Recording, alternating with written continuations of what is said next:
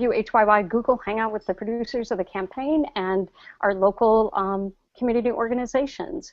My name is Chris Riley. I'm the Outreach and Engagement Consultant for the film campaign. And with us today are the campaign's director-producer, Christy Herring. And we also have Kim Otto, who is with PFLAG Philadelphia. And Kim is a clinical pharmacist specializing in infectious disease, a board member of PFLAG Philadelphia, Garden State Equality Vice Chair. She's a wife and mother of two sons that are 19 and 14, and Kim became an accidental activist when her elder son came out to her when he was 13 and has spent years working towards marriage equality and anti-bullying efforts. And Kim and her husband, John, live in a quiet suburb of New Jersey with their children just minutes outside of Philadelphia. So what I would like to do is, first off, the campaign is making its first wave of broadcasts on public television across the country today, starting with WHYY in Philadelphia. So Christy, please tell us how people can learn more about the film, how you can get it in your community, and what you have in store for the campaign. Awesome. Thank you, Chris, for setting this up and introducing us. And thank you so much, Kim, for being here. It's really exciting to know not only today that the film is broadcast in Philadelphia, so audiences in that huge metropolitan area on WHYY are able to see the film, but also to be able to share it with you and your community of PFLAG and all the work that you do, so that viewers can now connect with you and learn more about that. So that is really, really exciting. And I think, you know, this Google Hangout today is an online example of what we're really trying to do with the film going forward right now. And that is connect the film with local organizations who are doing work around LGBT equality and just about communities connecting, you know, bringing our communities back together after the wave of these laws have gone across the country, and being able to bring people together around a film to share that experience and have conversations about it, you know, on their own. So we've been going around having community screenings, sometimes through film festivals and sometimes just on their own, and often this is affiliated with a broadcast. And today we have 5, which is really, really amazing. So since we couldn't be in all 5 places, we're doing this online. It's sort of an experiment, so thank you for being part of this experiment. I'm super excited about it. And it allows us to really connect. So going forward, we want to continue this model, and we're excited about it. We are doing a number of different things, having community screenings, looking into having some screenings at local theaters, and also we'll be pushing out in a lot more public television markets and having some university screenings as well. So there's a lot of opportunity. If folks are interested in bringing the film to their community, they should contact us through our website and through our Facebook page. They can email me or Chris directly. The film email address is campaigndoc@gmail.com, and I'm just going to hold up the super low tech, you know, version of some of our contact information. It's our Facebook page, our Twitter, our website. We are super online. We are, you know, updating all the time. We're on Tumblr as well. So, you know, you can go via those formats and request the film, engage us in conversation about what you'd like to see. There are so many things we haven't thought of, and I think each community has something different that's happening, and each community has you know, different priorities and needs right now. And so we want to connect folks with, you know, local groups who can address those specific things. Well, great. Well, great. It seems that we actually might have lost Kim on our Hangout here. So. As I mentioned, Kim is not only part of PFLAG, but she is also the vice chair for Garden State Equality.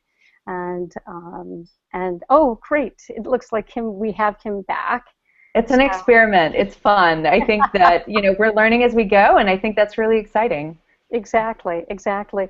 So, Kim, thanks so much for joining us back again. I'm glad you were able to get back online. And Kim, I'm wondering for you what resonated with the film, and tell us about the work that PFLAG does in Pennsylvania. Well, thank you so much for having me. Gosh, there was so much that resonated in this documentary for me. But I think particularly the sense of community that was so apparent and the characters that certainly brought a very human side to perhaps a campaign that sometimes gets a little bit lost, with the touching side of things.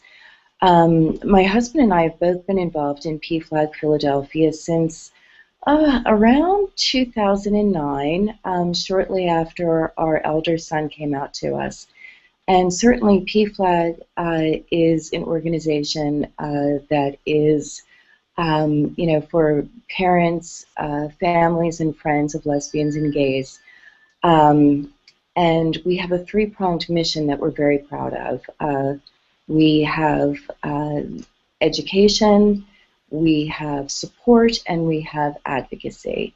And certainly I will say that the tagline, if you will, that PFLAG subscribes to, which is when you no longer need PFLAG, PFLAG needs you, has been very important to our family. I think that something that struck me from the documentary was, and I have to say on a very personal note, my dear, dear friend, Hannah Johnson, who we tragically lost earlier this year.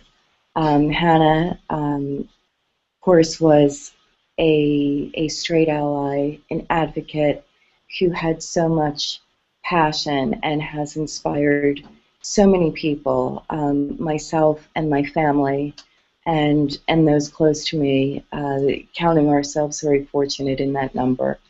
It also brings to mind the PFLAG campaign that started in 2007 called Straight for Equality, which is a branch of PFLAG that perhaps tries to focus more on individuals who may not have that direct family connection of an LGBT community member, but certainly making other individuals accessible to all sorts of things that they can do to further equality in their own communities. And this does not have to be on a grand level, if you will, of getting involved politically and being a super volunteer, but certainly things that can be done in everyday life that make a difference in hearts and minds in conversations that we have. Wonderful. That's just, I also, really appreciate all the work that PFLAG does and all the work that you have done. I'm wondering, Kim, also if you can let us know a little bit about what's going on currently in Pennsylvania around marriage equality. Pennsylvania is a very interesting state, I have to say. We live here in New Jersey where things are a little bit more progressive. But certainly PFLAG Philadelphia, we have our meetings on the campus of Penn. So I will say that although there aren't many protections right now for LGBT couples in Pennsylvania, we're certainly working toward them every day. We are very happy that after DOMA, the Montgomery County Registrar started issuing marriage licenses in Pennsylvania, and I think that this is a huge step in the right direction to bring marriage and equality protections to the residents of the Commonwealth. Sadly, that particular registrar is being sued in Pennsylvania. However, I will say that in furthering the discussion and the dialogue, it's extremely important. And again, this is what changes hearts and minds. So in Pennsylvania, we have this going on. We also have the ACLU of Pennsylvania that is,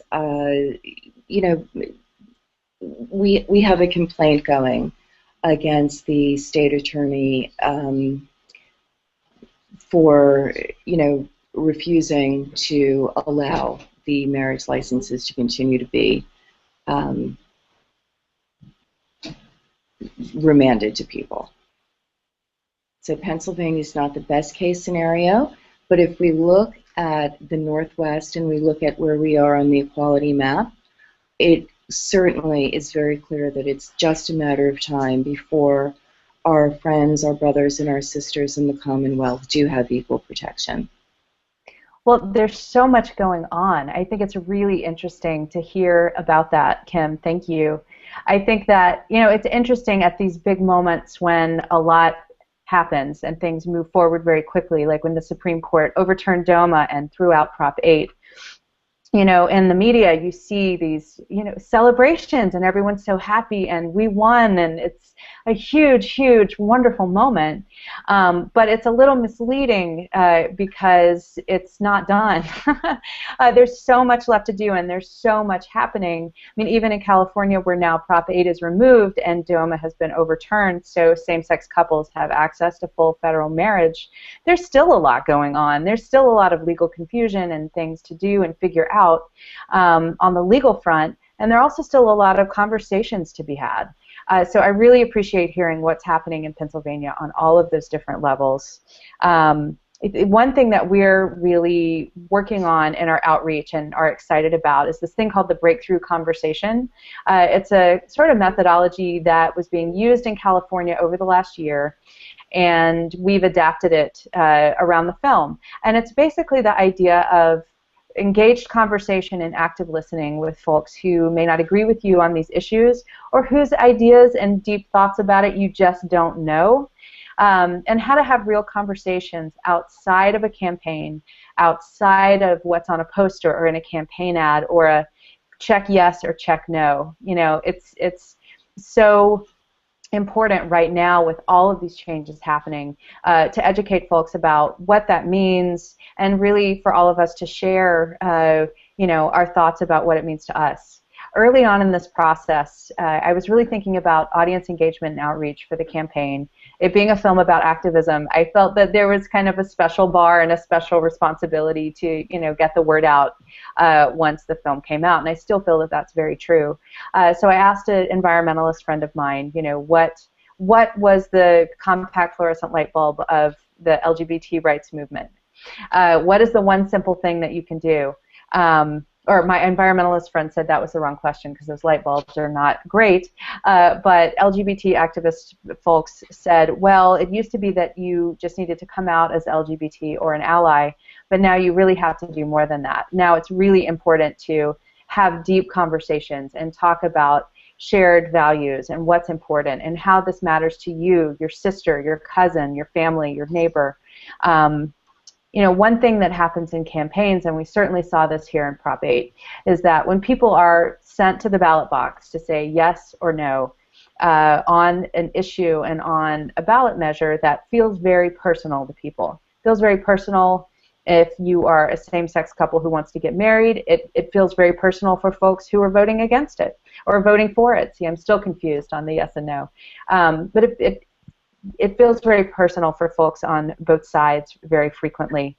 And then after these campaigns, the community, there's a rupture. You look around and you remember who had what signs in their yard, and you remember, kind of who you were standing next to at the supermarket when you heard that thing on the radio. I mean, these are difficult, damaging experiences for communities, and it's so important now to engage and talk and get past that and go deeper than what can happen just during an election. So we're excited to do that, and there will be information about that on our website and on our Tumblr as well. We're going to post some more later today. There's a website too. It's called the website is www.breakthroughca.com. So that is a place that people can learn more about that as well. And Kim, I'm so glad that you mentioned Hannah Johnson. You may not know this, but Hannah is really the reason why I was able to film the campaign. She and Ann Marks, who you see together in the film, they worked very, very closely together. They're the people who, when I went in initially as a volunteer and worked the phone bank myself, but I quickly realized what I needed to be doing was documenting the campaign. They're who I first asked, and they're who I first talked to, and they're the ones who sort of sent me in the direction and said, talk to this person, talk to that person, and that's how I got access, and that's why this film exists, because Hannah felt strongly that the campaign should be filmed, and she was so proud of the work everyone was doing. She was so proud of the young volunteers, and she just got great joy in seeing people enter that space, become empowered, and learn what they could do, and learn that their actions could have meaning and make a difference in the world. And she felt very, very protective of them. And I think that, you know, really being also my interest in the campaign and filming the campaign, that sort of activating experience, we really connected on that. So I really owe it to her that this exists. We are working with the National Gay and Lesbian Task Force to push forward what's called the Hannah Fund, which is a way that the idea is that it's a fund for a young LGBT or straight ally youth to become involved in just learning more about activism, to go to the Creating Change conference with the task force, and to just be part of the movement and kind of have that experience for themselves of political engagement. So that website is www.thetaskforce.org/Hannah. So I hope people will check that out as well. Yeah, well, great. Well, and, you know, thank you, and thank you also, Christy, for mentioning about Hannah. You know, it's just the importance of the work that she had done. And one of the things, too, and Kim, I want to ask you about New Jersey, is also Hannah had not only done the work in California, but that she then in turn went on to New Jersey. And so, Kim, I'm wondering what's going on now in New Jersey, especially because you do live there, in terms of marriage, what the work looks like now. Well, in New Jersey, we are very, very close, I believe, and so does Garden State Equality, an organization for which I am a vice chair. We know that we are going to be getting married soon. We are working on parallel avenues right now in order to make sure that we achieve our goal of marriage equality. And we have both litigation and legislation going on currently, and we are quite certain that by the end of the year we will have marriage. As we know, there is clear legislative intent in New Jersey for marriage. Last year, February 2012, both the New Jersey State Senate and Assembly passed marriage. It was, however, ultimately vetoed by Governor Chris Christie. So we are working currently very diligently in order to get the votes for a veto override, and we are very close to achieving that. We do have until the end of the legislative session, which is January of 2014, in order to complete our goal. But you know, certainly in a post-DOMA world as well, it has never been more clear that the civil union status that New Jersey residents are remanded to is not fair, and certainly, again, it has never been more clear that marriage equality needs to happen, and it needs to happen now. You know, I think that going forward, again, in this post-DOMA world, it has never been more crystal clear as to why civil unions do not offer the same benefits and protections as marriage. And, you know, again, I can assure you that either by legislation or litigation, we will achieve our goal of marriage equality very soon. Oh, great. It sounds like you are doing some really amazing work there in New Jersey as well. And the website for Garden State Equality is www.gardenstateequality.org. Correct. And we have very recently entered into a campaign with some of our national partners. Founding members of this campaign are Garden State Equality, along with the ACLU of New Jersey. In addition, we have the Gay and Lesbian Task Force involved. We have the Freedom to Marry organization. We have Lambda Legal. And certainly we are strengthening our efforts. Oh, pardon us. We are strengthening our efforts, and we are able to have more conversations with New Jerseyans, the majority of whom are in support of marriage equality, and we are able to encourage more of these New Jerseyans to be having conversations with their legislators. This is how we will win. Awesome. It sounds really very exciting, and it sounds like you are doing some really, really amazing work there.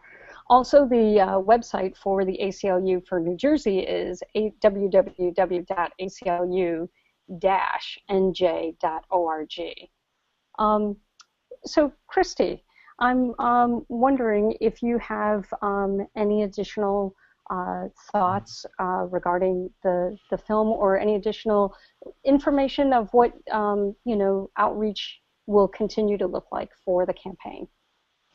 Well, I really just encourage folks to get in touch with us. Tell us how you'd like to see the campaign out there in the world. What settings do you think would create an interesting conversation? What settings would spur a community to kind of take that to the next level? So we're really interested in hearing from you and from viewers and from organizations as to what the film could do. It's so exciting that the film premiered in San Francisco at the Frameline Film Festival on June 23rd. On June 26th, the Supreme Court overturned DOMA and threw out Prop 8. And on June 28th, San Francisco City Hall, marriages started up again. So the images that you see in the final moments of the film were literally filmed and cut in 3 days before the film got shipped to our public television broadcasters. It was fast and furious and crazy at the end, but it was critical for the film to be current and up to date, to get folks the latest information. And I think I would just really encourage viewers to, just like the campaign is a representation of what it really looks like behind that campaign ad. Once a campaign ad is made, focus groups and millions of dollars in ad buys, all of that goes into this polished image.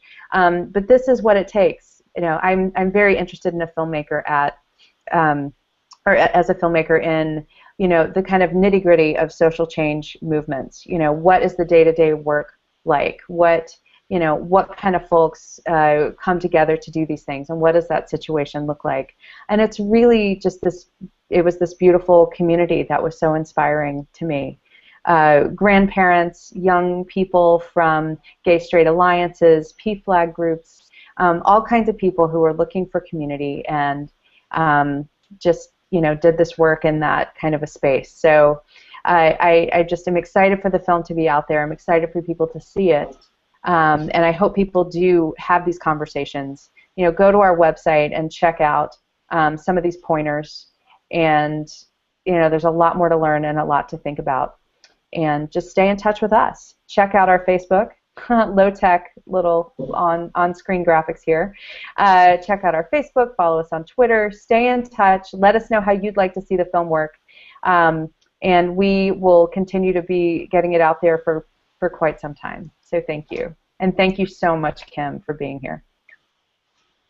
Great. Well, thank you, and thank you, Christy, and thank you, Kim, and thank you to everybody for watching for today.